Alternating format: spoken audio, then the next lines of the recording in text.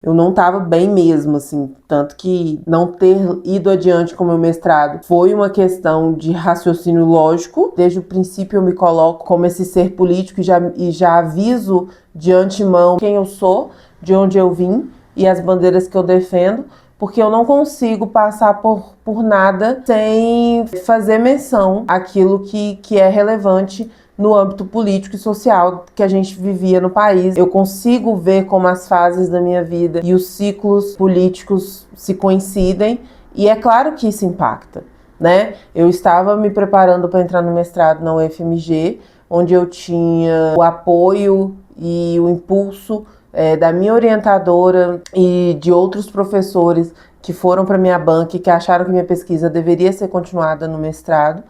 Mas, por causa do golpe que a Dilma recebeu em 2016, as bolsas de mestrado, que não eram de licenciatura, o meu caso não era licenciatura, que eram apenas pesquisa, elas foram cortadas pelo Temer. Foi uma das primeiras medidas que ele fez de corte. E, na época, eu tinha uma informação privilegiada de que isso já tinha sido sancionado e que ia entrar em vigor e que já ia pegar teoricamente essa turma que eu ia entrar. E aí a pessoa que me deu essa informação me questionou se eu estava preparada para estudar sem uma bolsa. E eu não tinha essa possibilidade, se tratando de um curso que começava à tarde e terminava à noite. Então, assim, eu não tinha nem muita hora para trabalhar mesmo, né? Então, assim, 2017 chega, o plano A era o mestrado.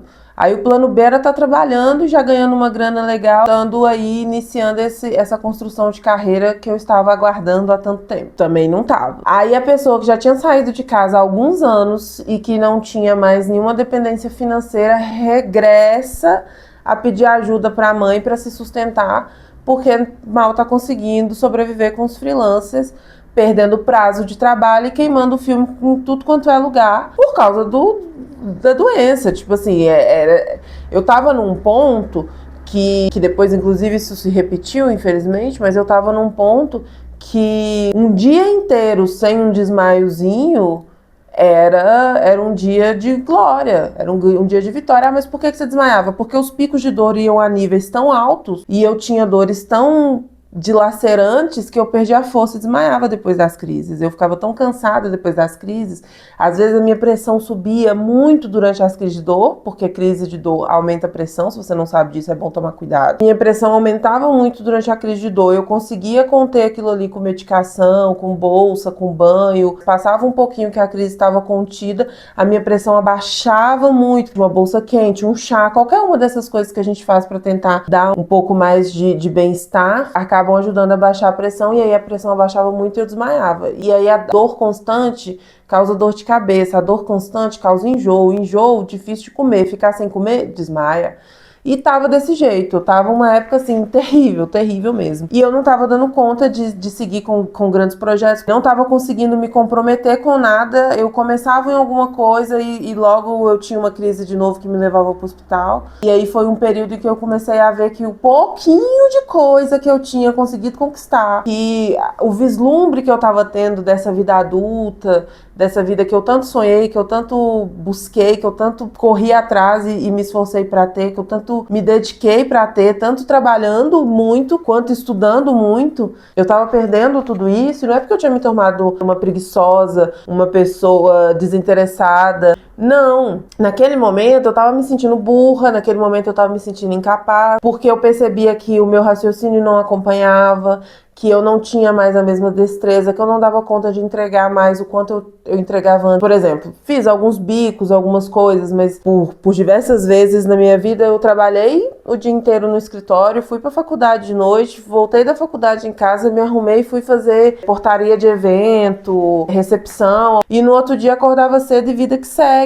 E aí eu já tava me percebendo assim, fazendo uns bicos e chegando em casa depois de um freelancer de um dia, e aqueles que na época, sei lá, R$70 do dia, tirando vale transporte, vale alimentação, que era um freela que depois me deixava 4 dias de cama, que muitas vezes a minha imunidade baixava tanto por eu ter contato com outras pessoas e lugares cheios, que eu ficava gripada, com a garganta inflamada. Gripada mesmo, simplesmente por ter passado um dia fora, trabalhando e tudo mais. E isso tava me deixando louca, porque eu ficava, gente, eu tenho 25 anos. Que é isso, já tava fazendo 26, tava vendo a vida passar e nada do que eu tinha planejado tava seguindo como planejado. E eu me via cada vez mais na cama, cada vez mais indo ao hospital, sem ver nada que realmente me desse um vislumbre de que a vida ia ficar melhor, de que as coisas iam ser mais tranquilas, mais fáceis, mais saudáveis. Eu não tinha uma luz no fim do túnel, não tinha. Nessa época eu estava desesperada, eu estudava, eu pesquisava, o Vitor me ajudava muito, às vezes ele fazia tradução de artigos para mim, a gente discutia, buscando uma saída que não fosse a esterectomia. Por quê? Aí muitas pessoas vão falar comigo assim, não, mas se o caso era tão grave, por que não da esterectomia? Porque a esterectomia nem sempre é uma solução. Como para mim a parte mais grave agora estava na coluna e no nervo ciático, e a esterectomia é a retirada total do útero, eu ia perder os poucos hormônios que meu corpo já estava produzindo por conta própria, eu ia perder o meu assoalho pélvico, que não é nada bom de você sair jogando fora por aí, porque assim, gente, se tirar um siso, que é um órgão remanescente, mas tirar um siso pode ser perigoso, pode dar alguma complicação, tem que tomar cuidado, tem que fazer com um profissional adequado. Pensa você simplesmente tirar o útero fora como se não fosse nada. Tirar um útero fora como se ele não fosse um assoalho pélvico, um produtor de hormônios que são extremamente necessários para diversos períodos da nossa vida. Então eu ia com 25, 26 anos entrar numa menopausa para sempre, não dessas químicas que depois de um tempo se estabelece a normalidade, né, que até hoje eu não conheci.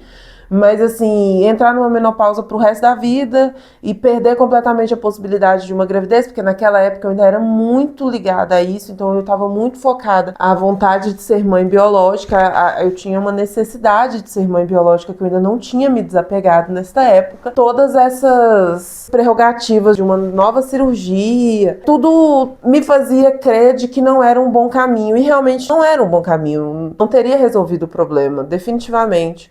Eu acho que, na verdade, eu ter suportado, apesar de toda a dificuldade que foi suportar, mas eu ter suportado essas dores por tanto tempo e eu não ter deixado que as pessoas me convencessem de tomar determinadas decisões sobre a minha saúde, eu ter tido esse pulso firme, essa determinação de que se eu não estou 100% segura, e eu não tô falando 100% porque tudo tem risco, mas eu falo assim, porque a gente tem que fazer as coisas acreditando que é o melhor pra gente. Se você não vai acreditar que aquilo... Se o médico te propõe uma coisa e você não acredita que aquilo é o melhor pra você, não vai dar certo. Mesmo que seja o melhor tratamento do mundo. Porque isso interfere, a nossa confiança interfere. E eu não tava segura disso. E depois... Anos se passaram e as confirmações que vieram de pessoas que fizeram a esterectomia total e que depois tiveram diversas complicações e tiveram que fazer diversas cirurgias de reparo, só me fizeram ter a certeza de que eu fiz certo, de que eu não deveria ter me submetido a isso naquela época para ganhar tempo e hoje ter tratamentos melhores e caminhos melhores para essa busca que eu tenho desde tanto tempo. A única diferença entre mim e a maioria das mulheres que descobrem endometriose depois de adultas é que eu tive mais tempo para pensar a respeito disso, que eu tenho visto as coisas evoluírem, os tratamentos mudarem e eu tenho experimentado isso na minha vida. Por mais que por um lado pareça extremamente frustrante, triste e desmotivador pensar que não tô vendo um caminho, por outro lado, eu tenho uma trajetória que me faz crer que esse caminho ele existe. E que se eu não estou conseguindo enxergar agora, é que eu preciso pesquisar mais, me informar mais, olhar com mais atenção ao redor e esperar. Porque movimentos vão acontecer e novas coisas vão surgir, e outros caminhos vão ser abertos e a gente vai descobrir formas ainda melhores de lidar com esse problema. Por isso que eu fui muito firme na minha decisão de não fazer a esterectomia, que foi uma das loucuras que eu ouvi repetidamente e que diversos médicos insistiram, inclusive chegou ao ponto de eu entrar num consultório médico, que a minha mãe tinha conseguido uma consulta mais barata, porém a gente ia ter que pagar, porque ele era conveniado ao Ipseng, mas ele não era da rede credenciada. Então a gente paga por uma consulta, coisa que não era fácil pra gente mesmo nessa época, porque, como eu disse, o meu dinheiro daquele acerto, daquela empresa massa que eu tinha trabalhado, já tinha ido embora. O dinheiro que eu tinha ganhado como redatora publicitária já tinha ido embora também. Por mais que eu estava guardando e fazendo as coisas com parcimônia, já era um tempo muito longo de doença, já era um tempo muito longo de idas e vindas da cama, e que eu não tinha conseguido firmar nenhum projeto, nenhum trabalho, então eu estava vivendo com a ajuda de custo que a minha mãe me mandava, que não era fácil para ela me mandar, que não era fácil para mim aqui receber, mas era o que tinha e eu sou muito grata, mas que pra gente ainda, além disso tudo, ter que gastar com uma consulta particular, a gente estava fazendo um esforço acima do esforço, como sempre foi feito, como sempre foi tentado, pelo menos, né?